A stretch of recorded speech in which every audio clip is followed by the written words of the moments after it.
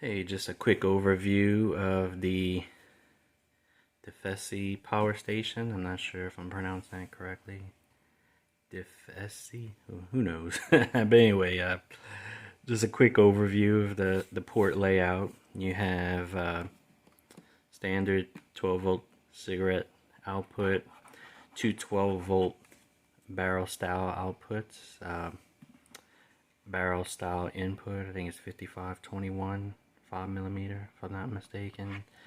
You have your two 500 watt AC outputs, two USB A quick charge, and then two USB C, one of which is 20 watts, one of which is bi-directional 100 watt.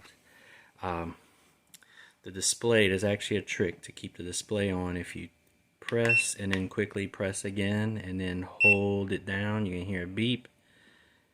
Then you'll hear another beep here in a second. And now the display will not time out. You have little buttons with LED indicators, as well as on-screen indicators of which power sockets are on. As far as the light, it's on the back. The button is on the front right here top, but you have bright, dim, and then off. If you hold it, I believe you get a SOS, but in general you just have bright, dim, off, which it's nice to not have it jump into those flashing modes. As far as the display goes, you have percent of charge, and then you have input and output wattage. You don't have an estimated time remaining display on here, which, I mean, those come in handy, but on a lot of power stations, they're just an estimate. They're never really that accurate. So not a huge loss. But next we'll fire up the inverter and see if it will start a 5,000 BTU air conditioner. Alright, we got the inverter fired up, have the AC plugged in. We're going start the fan for a few seconds. This is not an inverter unit, so it does have a little bit of a surge. This one has a built-in soft start capacitor, so it doesn't surge as bad as some units. So we're going to get ready to fire up the compressor here in just a second.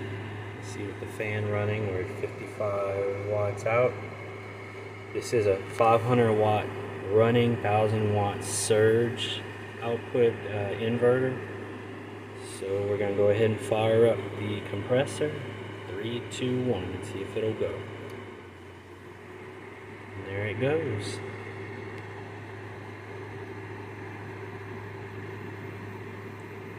As you can see, the wattage is climbing.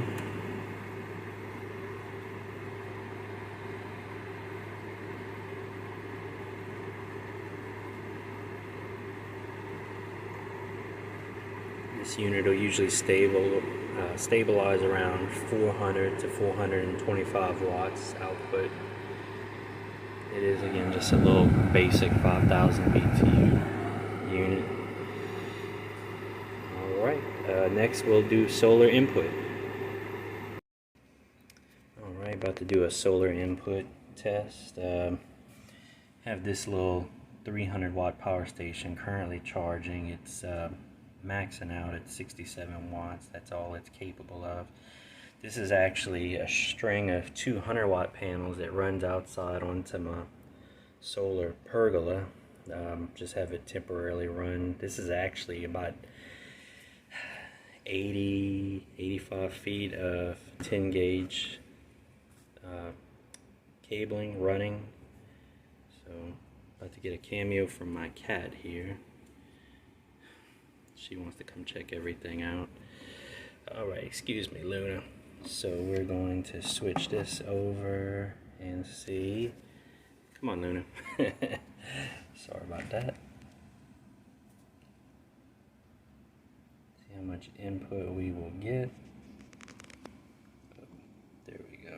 Just need to push it in a little further.